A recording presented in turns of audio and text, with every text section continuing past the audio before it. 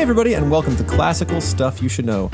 If you're listening to this, it is probably a Tuesday. It may not be a Tuesday. Our episodes usually go up on Tuesday, so that's exciting. My name is AJ Hannenberg, and I'm here with Graham Donaldson. It's not really exciting. Like, Tuesdays aren't that exciting. They are because our episodes go up on Tuesdays. That's right. Come on, man. Have some self-respect. Hey! And we have Thomas Magby. Hello. And we are a podcast about the classical world, classical education, old things, ideas, I suppose. Cool. Yeah, I mean, we set a cutoff about we talk about stuff basically 100 years old and older. Yes. That's kind of our cutoff. Yes. Although now I guess we get the 20s. That's pretty good. That feels pretty recent. I feel like we got to be 1900 and earlier. Whoa, easy, right? Buddy. Wow, moving our cutoff. You literally Zelda and John F. What? Oh, for the Fitzgeralds? Fitzgeralds. I didn't catch that. Yeah. I thought you were talking like Breath of the Wild. Yeah, I was like, we can talk about that too, man. Is that what you want to talk about, bud? And we're talking about history today, so I'm excited. I always love these episodes, and I listen with rapt attention. You know, you play chess on your computer over there. No, I played chess while I was waiting for you guys to stop talking about cryptocurrency. We're sitting here waiting. I'm not playing chess now. We're like, oh man, AJ's fiddling with his computer. He must be doing like important sound Something stuff. very important. No, and then you had that like disgusted look on your face when I know you're playing chess and losing. Are you losing? I did not lose. I won on time. Thank you very much. You just won? Yeah, I won. Didn't you started and won a game in like 5 minutes, right? I play 1 minute, 1 second. So you have 1 minute to play the game for each player, and then 1 second return when you move. Huh, that's really cool. So it can take a long time, just depending on how quick you are. Sure. In any case, I was doing that while you guys were talking about whether we should be on a deflationary currency. Yeah. And geez Louise, why would I not play chess? We're really fun to be around. Geez Louise. So we are now talking about the War of the Roses, and fellas, what do you remember from last time? Oh god, it was a cliffhanger last time. So many of these. Yeah. There was a king named John Lackland. And that was.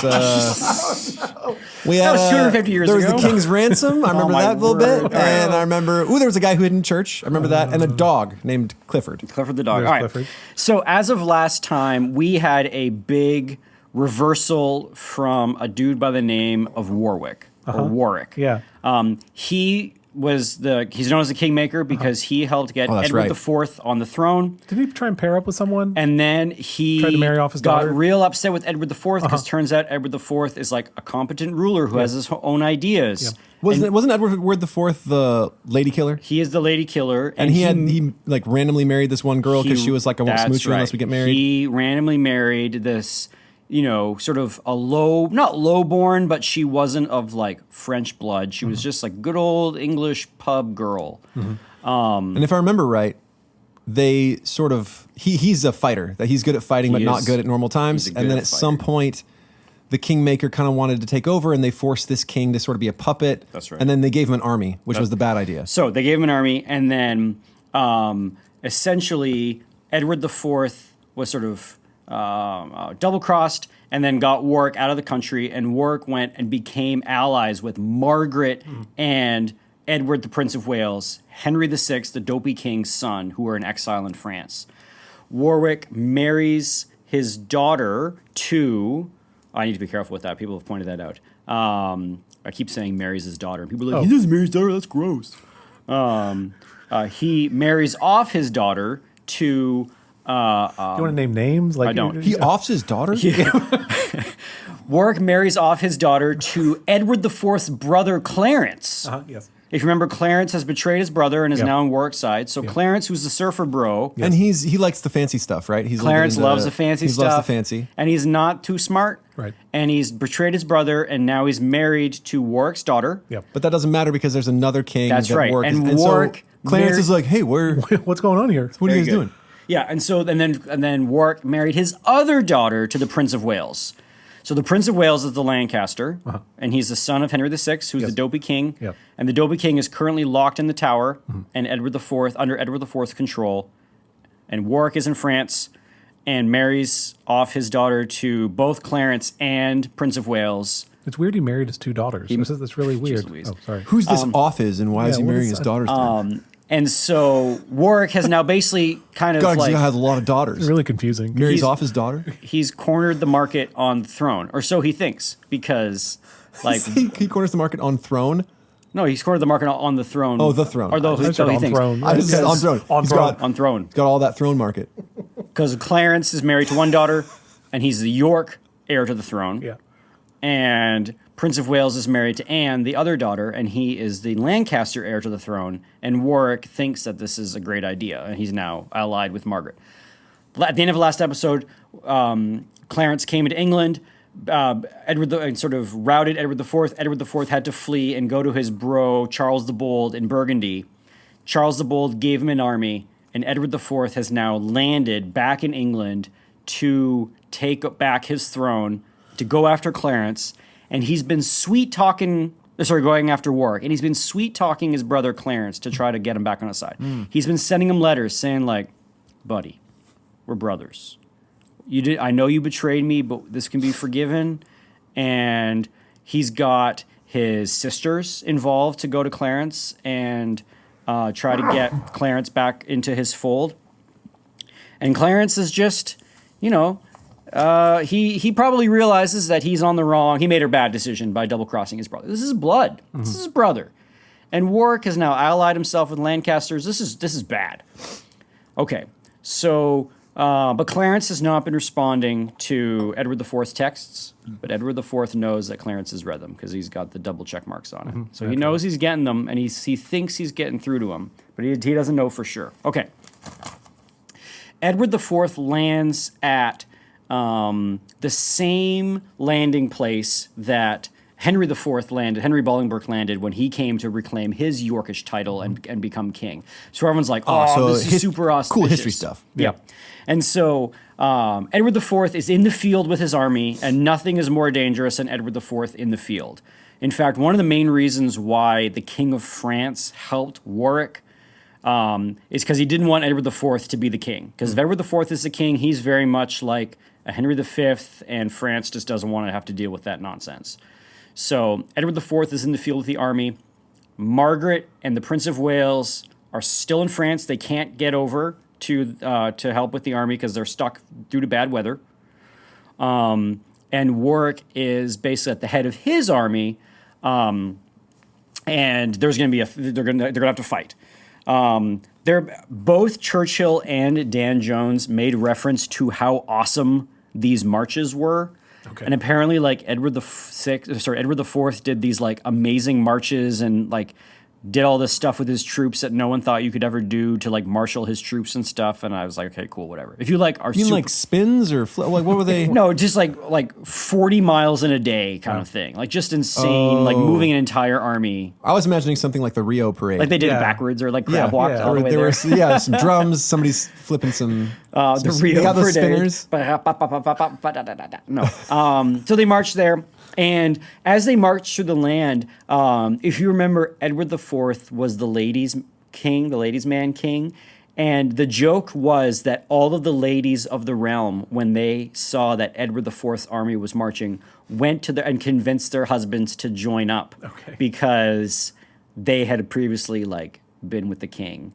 So the joke was like, all the king's all the king's mistresses were like, honey, you should go fight for Edward. Okay. And he's like, okay, sweetheart. And then off he goes because Edward had bedded the ladies of England. I don't know if that's a great story. This was like the marching song that ever Wait, they sang this while they marched behind him? Yeah. All the ladies of England. Yeah. And it was like, anyway, it's not great. You knew Teresa, huh? I want to see if maybe I can get Churchill's line on it. Anyway, see if I can find. We are so close to the end of this book. Yeah. This is earlier. So, I won't be able to find it. Does it? It says the song that they were singing. Churchill just makes reference to the fact that all the ladies were encouraging their men to go off to war. I don't think I can find it. Sorry, guys. Okay. So now we're getting to a battle, and Warwick is at the head of his army. And Warwick used to be basically the mentor to Edward IV, and now they're fighting. They're facing off each other, before the battle had happened, Warwick had gone to take his troops, and he'd left London, and Edward takes over London and captures Henry VI. And so when he captures Henry VI, of course. Henry VI like doesn't want any part of this. It is leading up to it's like Holy Week, or I think it's, and so Edward the Sixth is like, you know, trying to get all ready for Easter, and he doesn't want nothing to do with this battle. Edward IV shows up, and Henry VI. So it says this. Edward first went to St. Paul's to give thanks before riding directly for the Bishop of London's palace in Lambeth to take possession of Henry VI. Dim and vacant, the shabby figure greeted Edward with an embrace and the words, "My cousin of York, you are very welcome. I know in your hands my life will not be in danger." And so Edward's like, "Cool, awesome. You're my. I'm here to liberate you, right. You know. But really, you're my prisoner. You're this pawn. You are this piece that can't do anything." Is Henry VI in danger? Like, oh yeah. Okay, but not yet. Okay. So they slap some golden armor on Henry VI, and he has to ride with Edward IV to this battle. So he's got the king, and he's also a king, and they're going off to the battle against Clarence, Warwick, quote unquote, the traitor. And where's Clarence here? Great question. So yeah, who are they fighting against? This is Warwick. So Warwick has his army. So I can list off the names of the people here. On Easter Sunday, they get to this battle. So on Easter Sunday, they get to the Battle of Barnet, or they get to the field of Barnet where they're going to have this battle. And the two sides are Edward IV. So both back then you would have sort of like your army separated into three. And you would have a left flank, a right flank, and then the center. And the center is usually where the king went, and then you would have your men on the flanks. And they had the flanks were always trying to circle around. So it was always this battle of like, can you encircle the other guy on the flanks? So one strategy may mean to like you overweigh one flank to try to have that be the one that sort of overloads one side, but the other flank needs to fight for their life because they can't break. You know, so there's all these strategies that people are thinking of. So the flank generals are very important. So Edward IV is in the middle, and his two flank generals were Hastings and Gloucester. And if you remember who Gloucester is, it's Edward IV's brother, Richard. And Richard of Gloucester is eventually known as Richard III. Richard of Gloucester is just an absolute machine. Like, he is this sort of glowing flower of military prowess. Back when his brother was king, before Warwick did all this stuff, he was like head cop, and he was the head cop in the land. And now he is in control of the flank. So you got Gloucester and you got Hastings. Wait, so this is different Richard III than was Richard the This is the Richard the Hunchback. This is the Hunchback? This is the Hunchback before his back is hunched.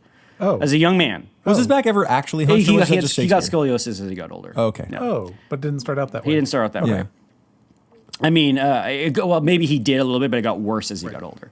So Gloucester is on one flank, Hastings on the other, and Edward IV is in the middle.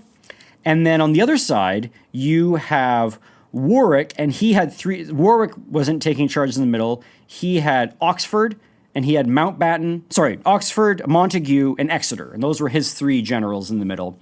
And Warwick, usually in these battles, what Warwick would do is kind of, people made fun of him for this, and he would sort of get off his horse at the beginning and kind of march and be like, "Are you with me, boys? Like, charge!" And everyone would charge, and he would go, do, and go back on his horse and kind of like watch the battle. Mm-hmm. People were giving him stick for this, and they were like, "Hey, Warwick, how about you don't be like a giant coward?" Wait, what do you mean giving him stick? Is that a hockey term? They were teasing him for it, making fun of him. Okay. Is it a hockey term? I didn't think so. I thought it was just a known term. I've never heard that. I've never heard that before. Anyway, they were. Are you Googling? Yeah. I don't know. What do you guys say in the U.S. of A? Heckling him? Yeah, I wasn't making fun of it. I think it's a great term. To criticize, judge, or disapprove of someone for something. So they were chirping at him. Does that help? That. I don't know. That's hockey. Okay, that's hockey for sure. So they were chirping at him, be like, "Hey, man." One of his brothers was Oxford or Montague or Exeter. I can't remember. It's hockey. It's hockey? It's hockey. Especially a hockey stick. Yeah. And it was like, "Hey, Warwick, how about you don't fight on your horse this time? How about you like fight like a real man down with us, because the troops could really use the boost." And Warwick's like, "Fine, I'll do it this time." Oh. But the question is, where's Clarence? Yeah, I'm Claire, and yeah, because if he doesn't have a king potential, then what are we doing with 2 kings on one side and no king on the other Well, side? you got the Prince of Wales. So if you win this battle, if Warwick wins this battle and kills Edward IV, like that means that the Prince of Wales, the Lancaster king, can sail back into England, and Henry VI can rule as king till he's dead. And Clarence is gonna, not come out of this because his brother just got defeated. He's gonna get killed. Okay. So Clarence, not being the brightest bulb in the drawer, but not being not being the biggest fry in the burger. Brightest knob in the door. Yeah, that's it. Brightest fry in the fry in the burger. I don't know. You Canadians are weird. He's not too smart, Clarence, except he's smart enough to figure out that, hey, I should probably go back to my brother. And based on the eve of the battle, like replied to the texts from his brother and was like, I got you, man. Like, my army's yours. Oh, gosh. And so is Clarence going to do like a last minute show up? So when Edward heard about this, he actually maneuvered his army at night to go in between Clarence and Warwick's army. So when Warwick woke up, he was like, hey, Edward's like trapped. Edward's crushed between our 2 armies. What a doofus. But really, Clarence's army was just going to melt into Edward's army and make it even bigger, which is exactly what began to happen at the battle. Well, that would have what happened if anybody could see. Because on the morning of the battle, it was absolutely it wasn't pitch black, but it was so foggy, you couldn't see like 2 feet in front of you. Wow. The fog of the Battle of Barnet was so bad that you couldn't even see the standards. Nobody could see anything.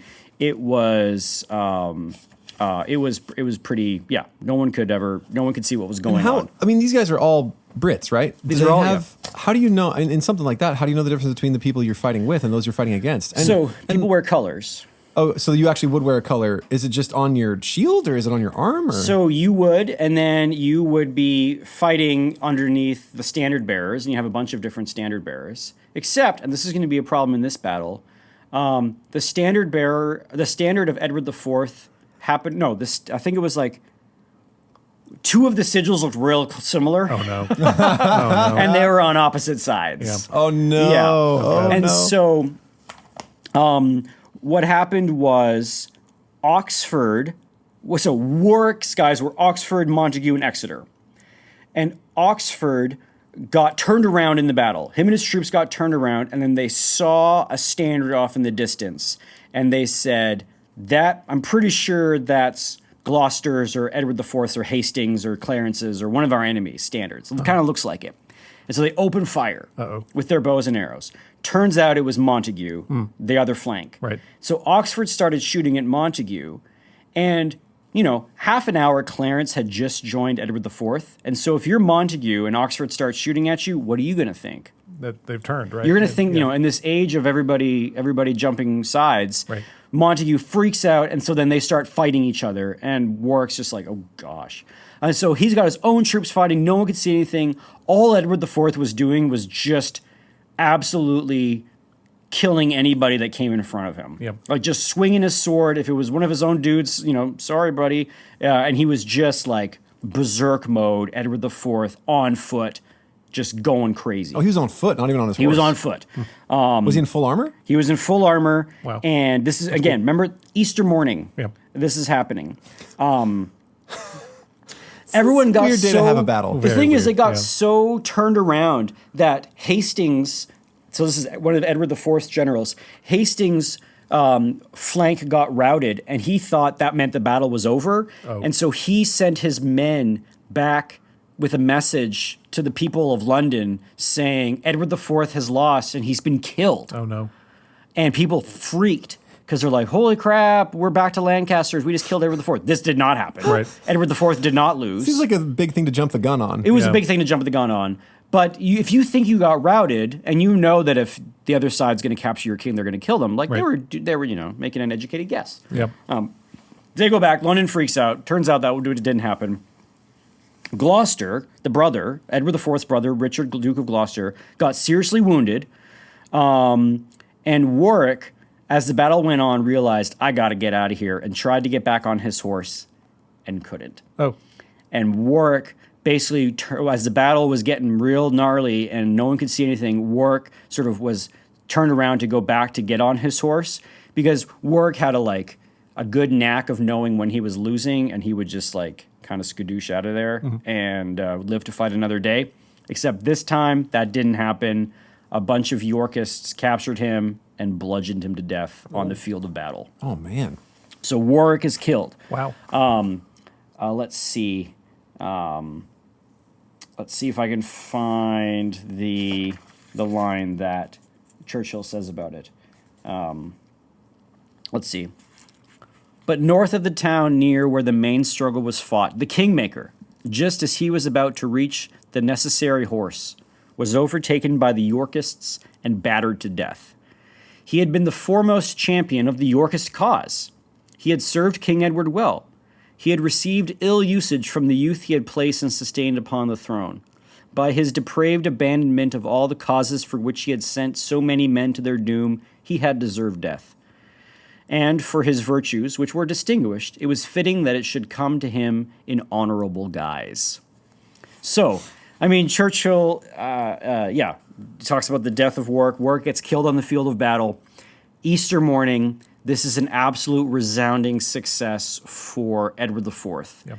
He's got his brother back. Welcome back, Clarence. Hey, man, I know we've had some differences, but now that, like, push came to shove, blood is thicker than water. The Kingmaker is dead. And on that actual day, on Easter morning, Margaret and the Prince of Wales landed in England after a 3-week journey and like all these delays from weather. They just happened to land, and as soon as they landed, a little man came up to them and were like, hey, bad news, Warwick's dead, and Edward IV has your husband captured. But there's still an army. Edward, the Prince of Wales, still has his army, and Margaret's like, I guess I'm going to have to lead this one myself. Okay. And so... I love her. Yes. Rules. So this is the awesome. Prince of Wales' first battle. He's 17 or 18.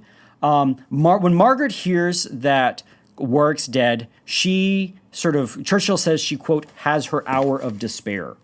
And she says, we should be done. We should leave. Edward IV is 28. He's got kids that are the heirs to the throne. He's got Clarence back. Our champion Warwick is dead. He has my husband, your father. Like, I think we're done, says Margaret. And you don't tell an 18-year-old, hey, who's like waited to avenge his entire life, and now he's like landed with an army. Maybe we should pack it in there, kiddo. He's like, no way, we're doing this thing. Death or victory. And everyone was like, that's Henry V's Don't tell me what to do, Yeah, Mom. exactly. Right. But everyone's like, that's Henry V's grandson. Like, that guy he's a hoss. So, Edward IV, Prince of Wales, Edward. Is he a chonk or is he? He's a chonk. Okay. He's a beast. He'll get after it. He's going to get after it. Okay. A chonk? What are we doing? What? Hannenberg, would you like to define the word chonk? He's a big one. Okay, cool. He's capable. Okay. He's not like his dad. Okay. He's like his grandpa. Yeah. Okay. He's like Henry V. Yeah. And he's been waiting his entire life to avenge all of the dishonor that the Yorks have done to his royal line. Yep. And now he's on his home turf with an army, and a righteous cause on his side. And his dad is captured. I mean, come on, your dad's captured. Sure. You got to throw down. So he decides to go. And so that battle happened on Easter Sunday. Now on May 4th, so a week or so, depending when Easter landed, a couple of weeks later, on May 4th, we get the Battle of Tewkesbury. And the Battle of Tewkesbury, so again, we're lined up in, the three lines. Edward IV is like, why stop a winning combination? So it was Edward IV, Hastings, and Gloucester. Same lineup, same tactics. We're going to do our thing. What he would do is he would actually overload Gloucester's flank and like send less men to Hastings' flank, and would tell Hastings like, hey man, just hold on, don't break. And then Gloucester would overweigh one side and try to flank, or try to go around them. That was Edward IV's tactics. So that's what we had. And then the other side, we had the Duke of Somerset, the Duke of Devon, and then the Prince of Wales in the middle. And the Prince of Wales was, because he was 18, he was also commanded with a guy named, I can't remember if he was a duke or an earl or whatever, but he's Wenlock. So Wenlock is also there.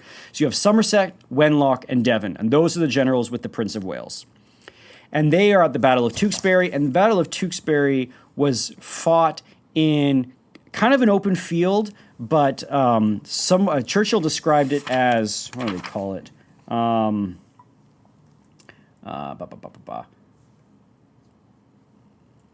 Maybe he didn't call it something. It was considered like a hellish place.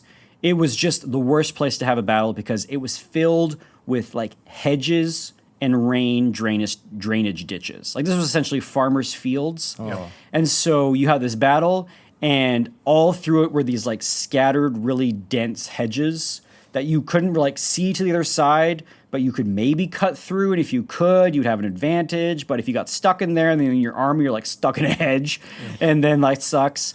And then there are these drainage ditches that like you couldn't really easily get down and then up. So it was like an open field, but it was like a nightmare to have to try to maneuver in. So it's full of hedges and dikes. What would those guys do for a weed whacker? Yeah. Full of hedges and dikes and trenches. Just crappy. Yeah. Yep. Okay. Edward IV, before the battle started, he was like, I don't know how I feel about this. He went and he found a bunch of his pikemen. He's like, hey, pikemen, I got a job for you. What I want you to do is I want you to go hide in those woods over there. And if an opportunity comes for you to flank somebody, like, take it. I'm not going to command you. I'm not going to give the signal. I'm not going to do anything. You're on your own initiative. If you think it's an opportune time to go for it, go for it.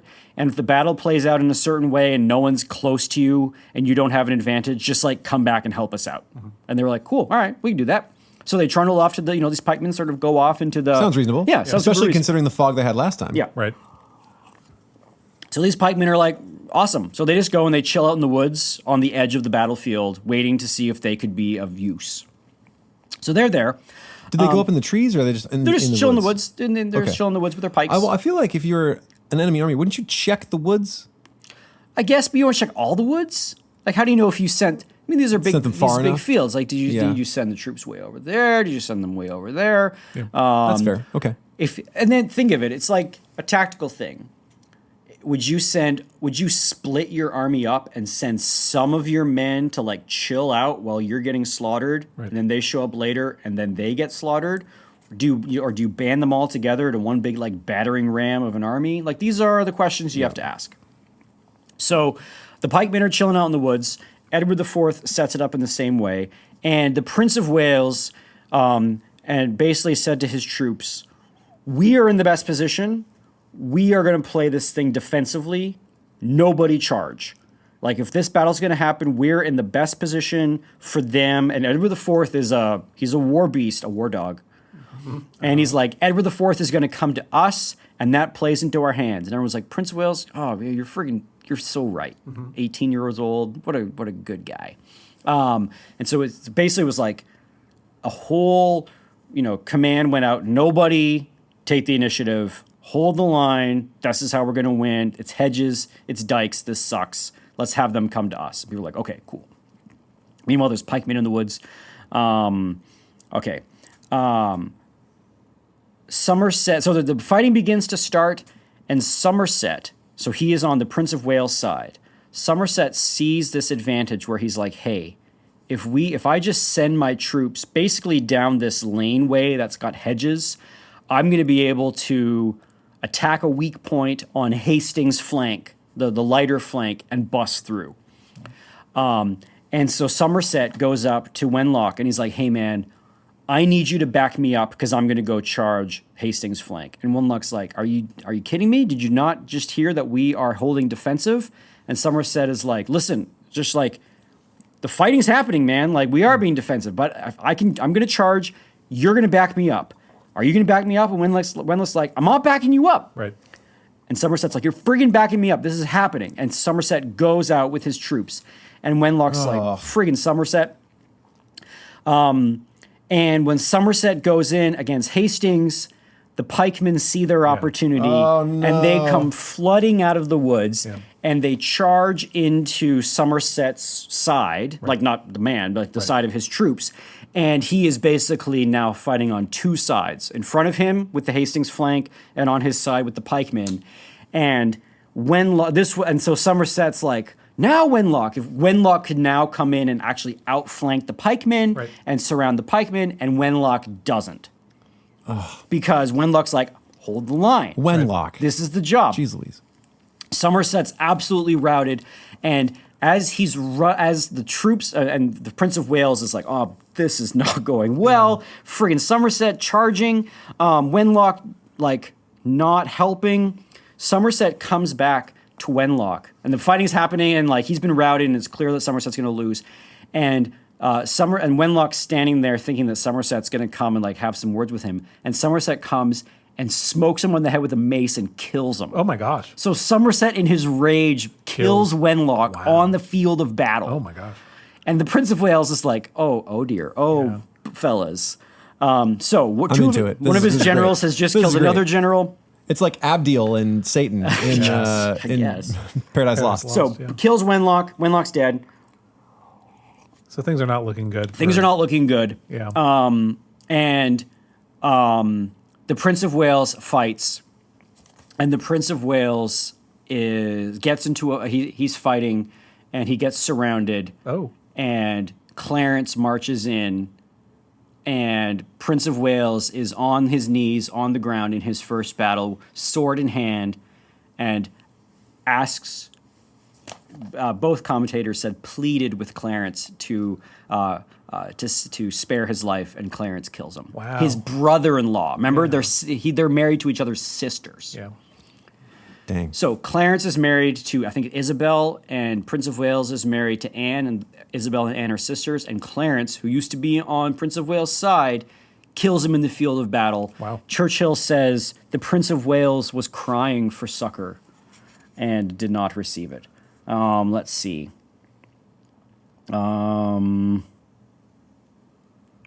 see. Yes. So, so the Prince of Wales is dead in his first battle. So poor kid. Poor kid. He's so young. I know. But like Edward IV is feeling good, right? Like Edward IV is feeling amazing because he doesn't really. I guess he still has his. What's Henry VI's relationship? Is that his brother, or is that to Edward IV? Yeah. No, Richard Duke of York was Henry VI's cousin. Yeah. Yeah. So I guess that's the one risk he still has, but otherwise, like that's right. So Henry VI just lost his son, the heir to the throne. If you're on the Lancaster side, the Prince of Wales has just been killed in battle by Clarence, begging for his life as an 18-year-old kid. It just breaks my heart. That is so sad. I know. That is sad. Like you couldn't just bring him in and make him a duke or something. No, you capture him, you execute him. Yeah. Because I wouldn't want another whole replay of this whole saga. No, I guess you don't. Yeah. And so then Margaret is sort of like in the town just behind. She hears that her son has been killed. She is devastated. She gets captured by Edward IV, and she's there with Anne, her daughter-in-law, Prince of Wales' wife. And with all the barbarism of the age, you're not going to kill Margaret and Anne. Like that doesn't happen. Okay. I hope not. So they're taken captive. They're not Mongols.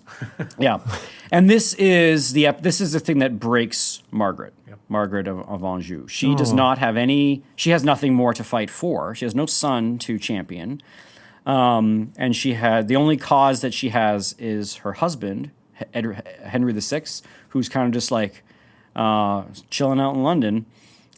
And but her son has been killed, and so she is absolutely broken. She's captured. She's sort of held for a little bit, and then she's eventually ransomed back to the French because she's French. Yep. Okay. So Louis XI ransoms her back in 1475. So the battle happened on 1471. So like 4 years later, eventually they just sell Margaret to the French, and she goes and spends the rest of her day in Louis's court, just with her son having been killed in his first battle, and the fate, we'll talk about the fate of her husband in a sec. So, when that happened, the only sort of legitimate claim to the throne for Edward IV on the Lancaster, against Edward IV on the Lancaster side, is a living Henry VI. Right. Henry VI is no warrior. Henry VI doesn't even want to be king. Henry VI is now 51 and has spent the past chunk of years just like locked up in a tower. And he was a monk before that. He was hiding with monks when they lost him. Remember, they lost him in the woods for a year, and they found him in a monastery, just living his best life. Poor guy. Yeah. And then he's been locked in a tower.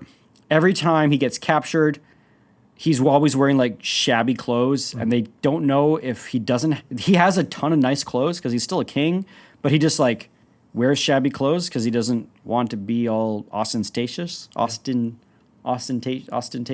Man, that's so hard. We got there. Yeah. And then he hears that his son died, his 18-year-old son. He takes it pretty hard. And then that night, Henry VI dies. Of natural causes? We don't know. Okay. Some people, what we do know is Richard, Duke of Gloucester, after the Battle of Tewkesbury, went to London real fast. And we know historically that Richard, Duke of Gloucester, was in the Tower of London the night Henry VI died. This we do know. Okay. Sounds suspicious. The official word was that Henry VI died from sadness over the loss of his son and the capture of his wife. Broken heart syndrome is real? Broken heart syndrome is real. I saw a movie about that once. Star Wars, was that? Isn't that Padme. Padme dies of a broken heart? Isn't that? Yeah, good. Cool. Poor Padme. That was a good pop reference, guys. You like that? I feel the modern. It's just like Loki and Marvel. I wanted to have one too. There we go. Sorry, that's not very nice. I like Krabby Graham. It's just I'm not crabby. Okay. Okay, so where was I? Oh, yeah, so Duke of Gloucester. Now, so word gets out that Henry's been killed of a broken heart, and so they take his body out, and they wrap his body in a shroud. Mm-hmm. And as they're taking the body, they sort of a knife falls out. Whoa, wait, where did this get there? Where did this come from? Almost. Jesus. Did you guys leave your knife here? So weird. Awkward. Almost. As they're taking the body out and taking it up to the church for burial, it bleeds all over the place. Oh, does it? And it bleeds all over the church steps. Yeah. He's crying tears of blood sadness. Exactly. His heart burst of sadness. Yep. And then later, Then later he bled to death. and then actually Totally later unrelated. on, his body was exhumed like, I think 10, 15 years later. And the person who exhumed the body was like, oh yeah, this guy was bludgeoned to death. He was. Yes. Like no doubt about it, bludgeoned to death. Yeah. So, and it became pretty popular knowledge around England that Richard, Duke of Gloucester, bludgeoned Henry VI to death. Yeah. It seems straightforward to everyone. Yeah, that exactly. makes sense. Yeah. Except, it's killing a king, and everyone's like, he died of a broken heart. But he's bleeding all over the church steps, and he happens to die that night. And so now, and this is, just sort of the tragic end of Henry VI. Here's this king that became king of France and England at 9 months when his father died early. Everybody worked in the realm, cooperated to try to have him be a competent ruler of this vast realms separated by the Channel that promptly lost France. And because of Henry VI's personal weaknesses and personal failings, he was not a military leader, he was not a leader of men, he was a pious and moral man, but he was simple, maybe, and did not shoulder any of the responsibility ever, whether because he couldn't or wouldn't. Eventually, tensions grew, and it sort of erupted into this war. And the people loved Henry VI because here's a pious king, Right. and he's not going off and fighting. It's Yeah, all seems these like people, a nice, kind guy. Yeah, he's a nice, kind guy. It's all these people fighting around him. But you also have the practicalities of the realm, and you can't have a soft-hearted, No, not just soft-hearted. You can't have somebody that's not going to administer justice, who's just going to leave that out to other men, because all these other ambitious men are going to be self-serving. And then this is his end. At the end, he's bludgeoned to death by his enemies. And pretty dark. The day after, after hearing that his son was killed on the field of battle, crying for mercy, and his broken wife has nothing left to fight for because her child is gone. And so sad. I know. And this is the end of Henry's life. Let's see. Yeah, so this is how it's said. This is how Dan Jones talks about the end of Henry the Sixth. He says, it did not take long for the news of Henry's secret assassination to circulate. By mid-June, it was common knowledge at the French court that Edward IV, in order to bring the wars finally to an end, had applied himself to the extermination of his enemies. He has, in short, wrote one ambassador, chosen to crush the seed. Edward's decade as king had finally taught him the value of ruthlessness. Now, if you remember, one of Edward IV's personal characteristics was that he was always trying to be conciliatory. He was conciliatory with the young second Duke of Somerset after his father killed the first Duke of Somerset. He tried to be best friends, and then Somerset betrayed him. He welcomed his brother Clarence back. So that worked out, right? So that, for now. He welcomed his brother Clarence back, cool. and won the war because of it. Right. But now, in the final victory that he is not going to be conciliatory to Henry. If he did order the execution of the king, this was that first flash of ruthlessness. Yep. And so now nothing is barring Edward from having his sort of total total victory. And this is what Shakespeare writes in the words. This is Edward IV speaking in one of Shakespeare's plays. I don't know which one. And here it is. So, when King Edward and his victorious army entered London, always their partisan, especially at such moments, the triumph of the Yorkist cause was complete. And so here is the Shakespearean quote. Once more we sit in England's royal throne, repurchased with the blood of enemies. What valiant foemen like to autumn's corn have we mowed down in tops of all their pride? 3 Dukes of Somerset, threefold renowned for hardy and undoubted champions. 2 Cliffords, as the father and the son, and 2 Northumberlands. 2 braver men ne'er spurred their coursers at the trumpet's sound. With them, the 2 brave bears, Warwick and Montague, that in their chains fettered the kingly lion, and made the forest tremble when they roared. Thus have we swept suspicion from our seat, and made our footstool of security. Come hither, Bess, his wife, and let me kiss my boy. Young Ned, for thee, thine uncles, and myself have in our armors watched the winter's night. Went all afoot in summer's scalding heat, that thou mightest repossess the crown in peace, and of our labors thou shalt reap the gain. That's Henry the Sixth. That's Henry VI? Yep. So that is Edward IV in his triumph speech. That was via Shakespeare. That was via Shakespeare. Okay. That was the play Henry VI. Yeah, okay. Said by King Edward. Yeah. So that's Edward IV in the play Henry VI, talking about his resounding victory and going to his firstborn, Edward, called Ned, saying, like, we did this all for you, buddy. You're the new Prince of Wales. So we got this new Prince of Wales, and he's like, I don't know, 9 years old or something, 6 years old. And Edward IV is now in triumph. He's 29. He, if you remember, loved hunting. He loved the parties. He loved to crush a cup of wine every now and then. He loved the ladies. And Edward IV had one plan and one plan only: extreme chill. This is what he wanted to do. He had years of wars, and all he wanted to do was just chill. I have no idea where we're at because I still want to keep going because this is fun. You got plenty of time. Plenty of time? Awesome. I thought so. People were tired of war. So we get peace. So we get some peace. So things are good? Things are good. Okay. Edward IV now has 4 kids.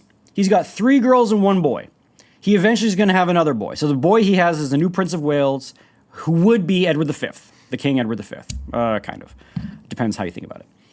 Edward, Prince of Wales. I know, all the Edward, Prince of Wales are really confusing, but this is a new Edward, Prince of Wales. He's got 4 kids. He's eventually going to have 10 kids. 1 died young, so he's going to have 9 kids. 7 girls and 2 boys. Okay. So he's got all these girls to marry off into the courts of Europe, and he's got 2 kids. He's got an heir and a spare in case you need it for your... That's so messed up. That's what it's called. I love that. I've never heard that before. Just like giving him the sticks. Yeah.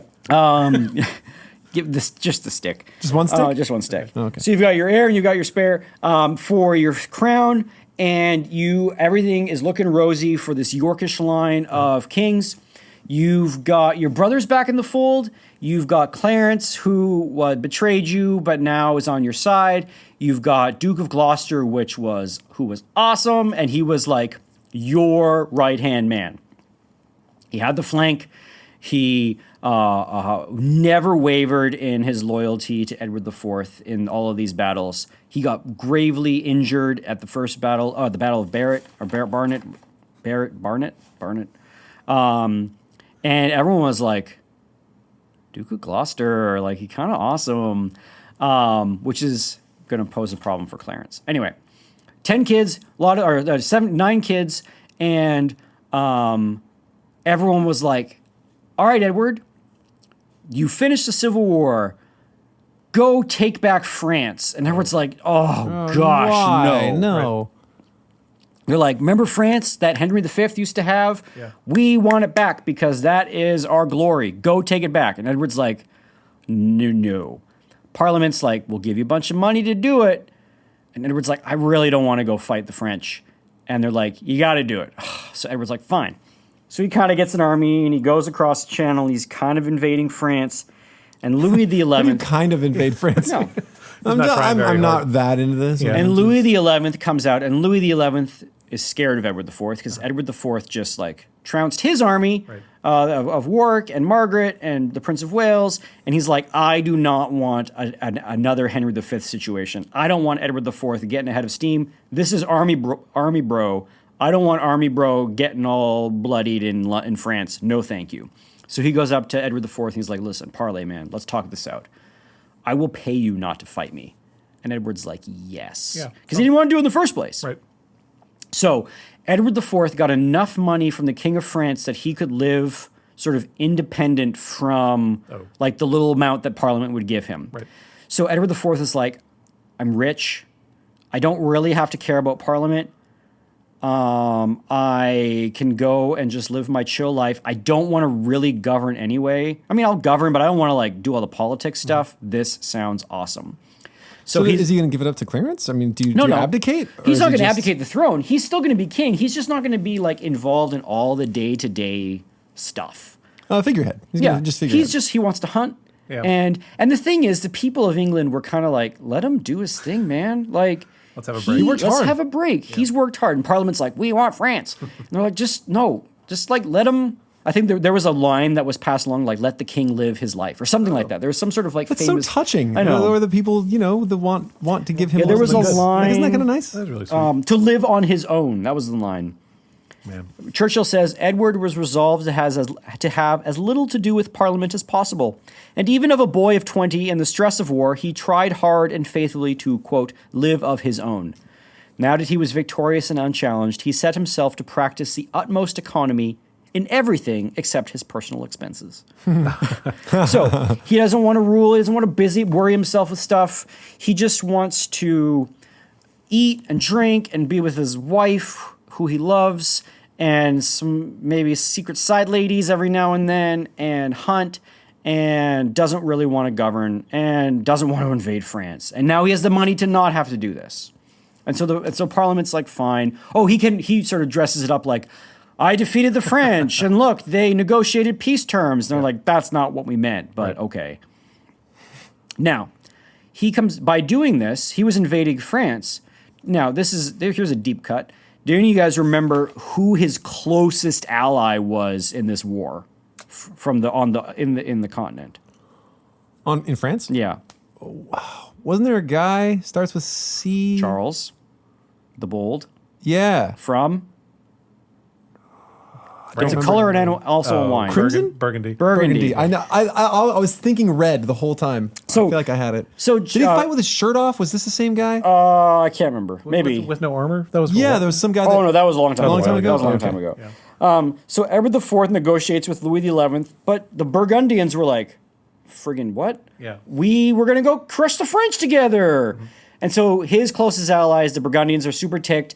They made this big stink. They sent an envoy, and the envoy read this like absolutely scathing letter to Edward IV about like how we were allies, and you've completely like reneged on all this kind of stuff. Edward was like, "Sorry, man, I don't want to fight anymore." And the Burgundians were like, "We will not forget," and they go back to France, and they're upset.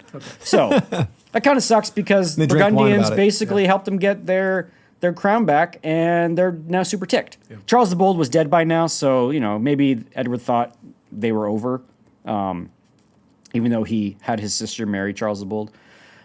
He wanted a fancy life and no politics, and Parliament said, "Okay, we don't have to have a king to worry about. We will, we'll rule, we'll govern. You now have money from the French, so you're not coming to us for money. You don't come to us for money. We won't come to you for like authority, and we'll both be happy. Just sort of do our own thing. We'll do our own thing. It feels scary to let Parliament sort of do their own thing as a king. Sure. I'm worried about that. It depends how you feel about it. It depends if you're like monarchy or like law. Okay.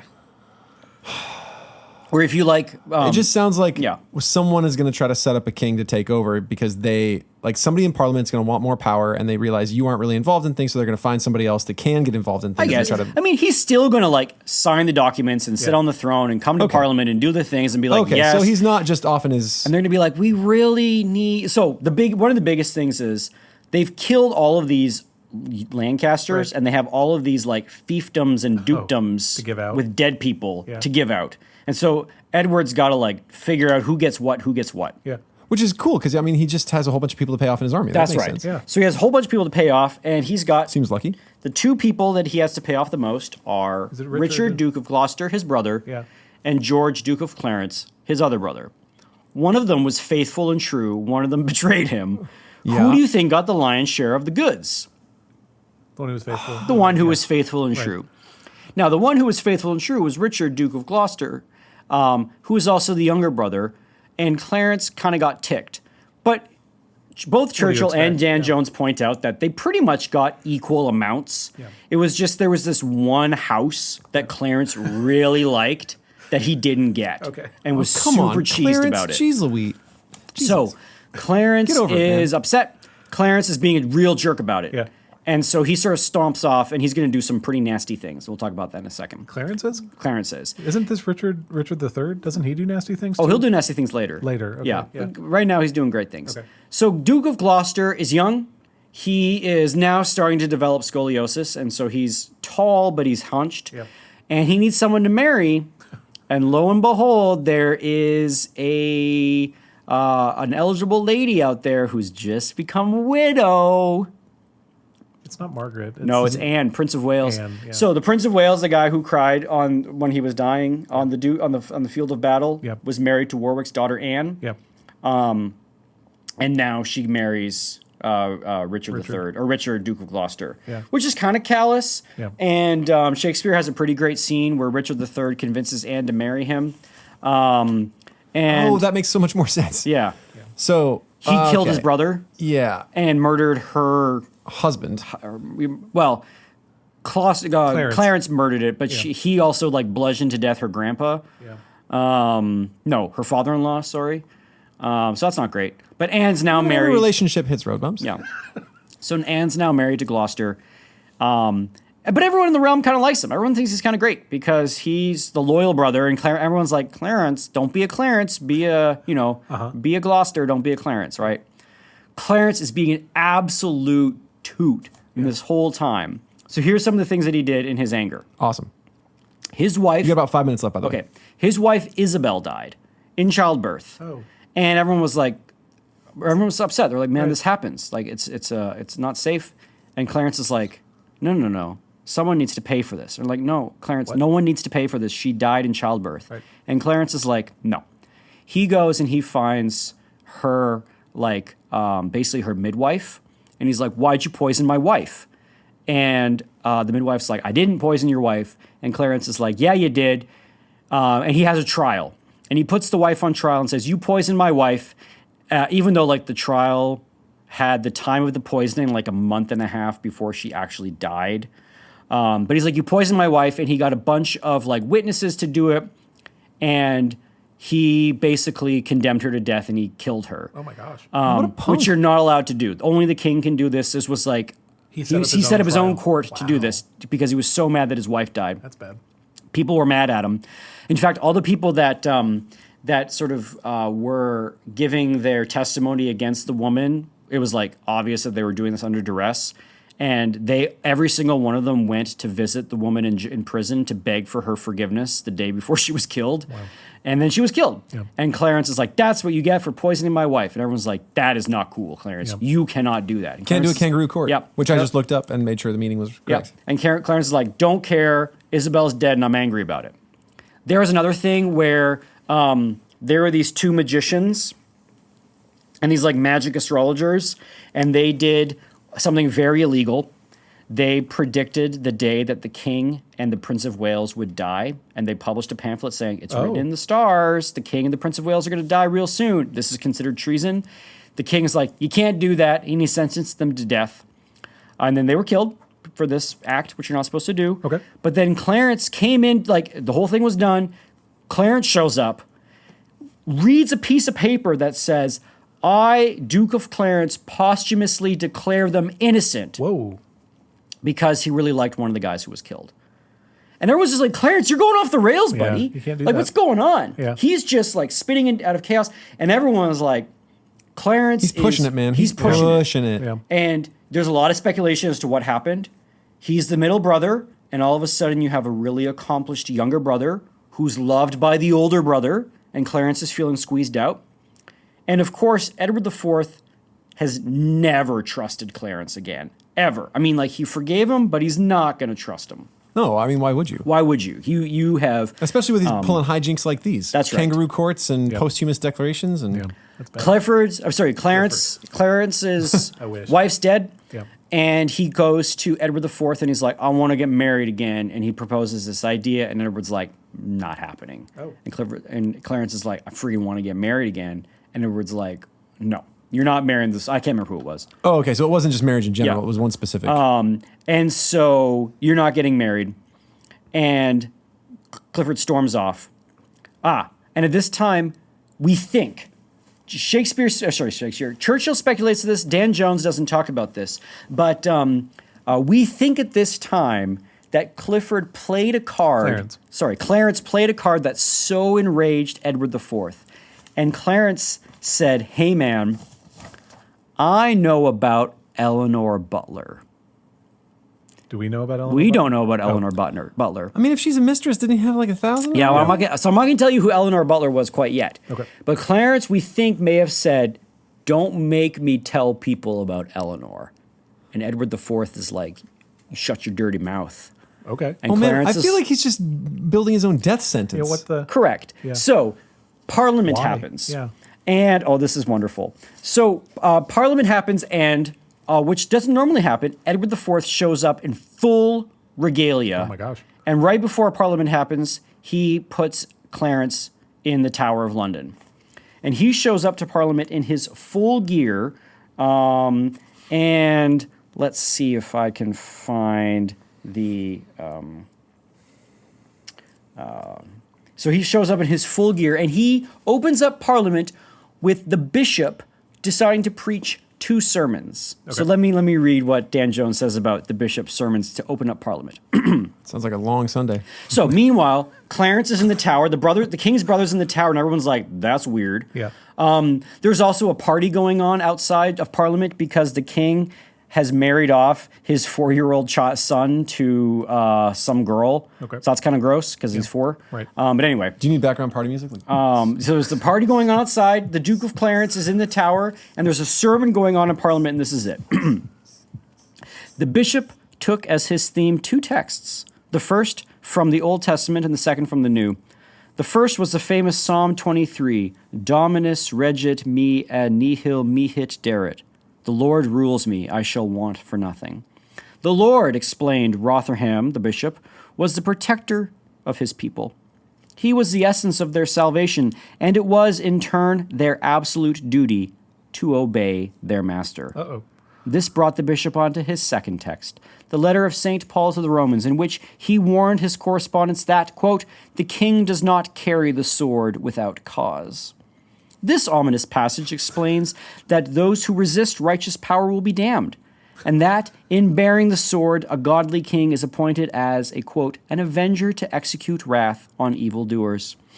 The bishop concluded his remarks by returning pointedly to the psalm and reminding his audience that, quote, if the Lord will rule them, they will lack nothing, but he will put them to graze in pasture. Okay. It was obvious to everyone assembled in the painted chamber on that winter morning precisely what Thomas Rotherham had in mind. Eventually, Clarence was brought down and was put on trial in front of Parliament.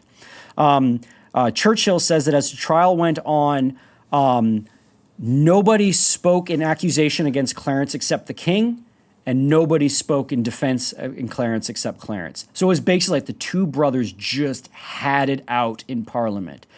The king sitting high up on the dais on his throne, Clarence down below, and the king basically just going into him being like, you are a traitor to the realm, and brought out every single charge. You went and you killed your midwife. You said that dude that I killed wasn't bad, and you betrayed me. You went over to the bad guys like, Clarence, you are to be killed. You're sentenced to death. And Clarence was killed. He was drowned in a barrel of wine. Yeah, I've heard of worse ways. So some people think that maybe that the king allowed Clarence to choose his method of death, and Clarence said that as a bit of a joke. Okay. And then it actually happened. He's like, you can kill me, drown me in wine. And then he did. But the tradition is that Clarence was drowned in a barrel of Malmsey wine. And that's how he was killed. So here we go. This is what Churchill says about that. According to Shakespeare, the Duke was drowned in a butt of Malmsey wine. This was certainly the popular legend believed by the 16th century. Why should it not be true? At any rate, no one has attempted to prove any different tale. False, this is a great line, false, fleeting, perjured Clarence passed out of the world, astonished that his brother should have so long a memory and taken things so seriously. That's pretty good. So, Clarence is now dead. Yeah. Gloucester is married to Anne. Edward IV has like 9 kids and 2 boys, and he's like 30. He's got his whole life ahead of him. There is peace. There is prosperity. This is 1478 when Clarence was killed. And then Brittany comes out, or what was that girl's name? Oh, Eleanor Butler? Yeah. We'll talk about Eleanor Butler later. Okay. But it's 1478, and Edward has the entire life in front of him, except by 1483, he'll be dead. What?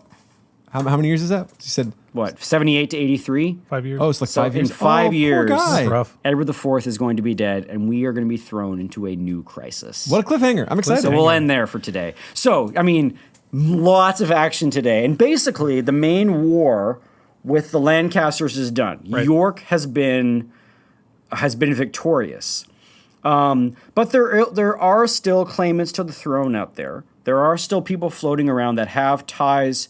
Like, if you really followed the Lancaster line, now that the Prince of Wales is dead, it should pass on to somebody in that line. And there is a guy out there named Henry Tudor who has a claim to this, but he's just like floating around out there. Yep. But right now, Edward IV is the man in charge. The Yorkists have survived. He's got a brood of kids, and he's got a long runway of life, except 5 years he's not going to be around. Cliffhanger. Yeah. Crazy. Well, this has been Classical Stuff You Should Know. I'm happy you came. And if you're playing along with your bingo card, you can mark off AJ says Geez Louise too many times, and Graham makes fun of a pop culture reference. Yeah. So I didn't sing, though. Huh? Oh, Yeah. yeah. Graham didn't sing, so you Yeah. can't mark that off. Yeah. And We didn't reference the Tau at all. Would that count if I mentioned it right you just there? said it right there, yeah. Does a meta reference count? Also you've probably said the word tutors at some point, right? Like I don't know if that counts for 2 doors. I believe it's on the bingo card. So we got maybe. we got. I think you said it last episode, didn't you? Did or maybe I even actually? this one. You said it in this one at the beginning. You said it in this one at the beginning. That's so You good. did. Okay, well, never mind. There you go. All right, you got if a couple wanna, on the bingo card. Yeah, if you want to email us, you can email us at theguys@classicalstuff.net. We've been actually pretty good at getting back to emails recently. Yep. And then if you would like to sponsor us on Patreon, you can, or patronize us rather, you can patronize us at patreon.com/classical stuff. We are also on X at CLSSCAL stuff. Yep. Am I missing any? Oh, our website, classicalstuff.net. You can go there too. And, if you want to come visit Veritas at some point, we're around. Cool. Except for Thomas. He's not around. I'm not. Yeah. So, yeah, that's it. And, okay. Cool. Well, have a great Tuesday. Bye. Bye. Bye.